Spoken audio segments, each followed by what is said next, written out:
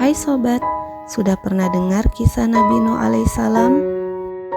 Sobat, Nabi Nuh alaihissalam adalah salah satu nabi yang bergelar ulul azmi, yaitu nabi yang memiliki kesabaran, ketabahan, dan keteguhan hati yang luar biasa, dan mereka adalah nabi yang paling sulit ujiannya.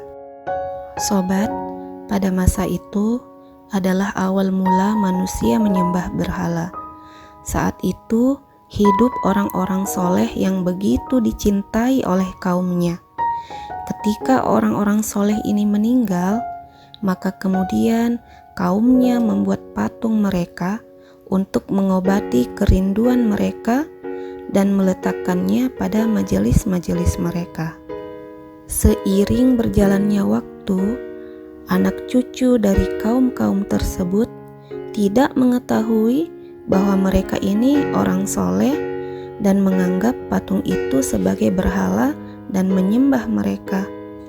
Kemudian Allah utus Nabi Nuh alaihissalam, yaitu orang dari golongan mereka sendiri, untuk mengajak mereka agar kembali kepada Allah. Sobat, Nabi Nuh alaihissalam setiap saat selalu mengajak kaumnya untuk taat kepada Allah tanpa kenal lelah. Namun, hanya sebagian kecil saja dari golongan orang fakir yang mau mengikutinya. Orang-orang dari kaumnya yang derajatnya tinggi menolak dakwah Nabi Nuh dan menghina serta mencela dan memusuhi Nabi Nuh dengan nyata. Bahkan anak dan istri Nabi Nuh pun ikut menolak dakwah Nabi Nuh. Nabi Nuh berdakwah pada kaumnya selama 950 tahun. Suatu saat kaum Nabi Nuh rasa jenuh dengan dakwah Nabi Nuh dan menantang Nabi Nuh agar Allah turunkan azab yang dikatakannya.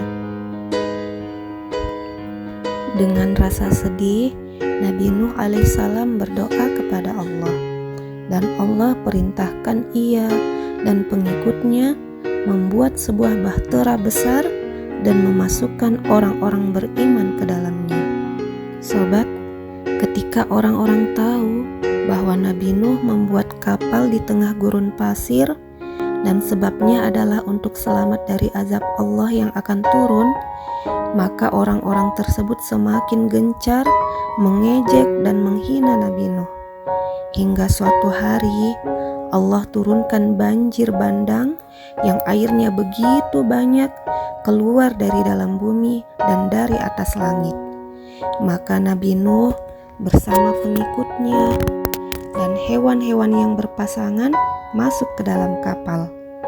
Saat itu Allah tenggelamkan seluruh daratan, bahkan hingga ke puncak pegunungan, sehingga orang-orang kafir yang meminta azab tersebut habis tidak bersisa, termasuk anak dan istri dari Nabi Nuh alaihissalam.